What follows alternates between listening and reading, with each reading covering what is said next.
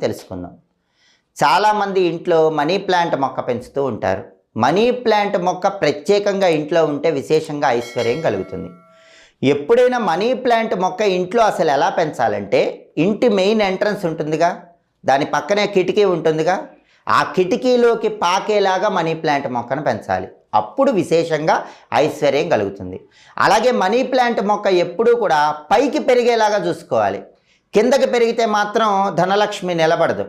అందుకే ఒక కర్ర కట్టాలి. కర్ర కట్టి మనీ ప్లాంట్ మొక్క మెయిన్ ఎంట్రన్స్ పక్క నుండి కిటికీలోకి పెరిగేలాగా ఆ కర్ర కట్టాలి. ఒక్కొక్కసారి మనీ ప్లాంట్ మొక్కకి పసుపు రంగులో ఉన్న ఆకులు వస్తూ ఉంటాయి. అలాంటప్పుడు ఆ ఆకులు కట్ చేయాలి. ఎప్పుడు మనీ ప్లాంట్ మొక్కకి గ్రీన్ కలర్లో ఆకులు ఉండేలాగా చూసుకోవాలి. శుక్రవారం పూట సాయంకాలం మనీ ప్లాంట్ మొక్క దగ్గర దీపాన్ని వెలిగించాలి. చాలామందికి ఈ విషయం తెలియదు. మనీ ప్లాంట్ మొక్క ఇంట్లో పెంచుతారు,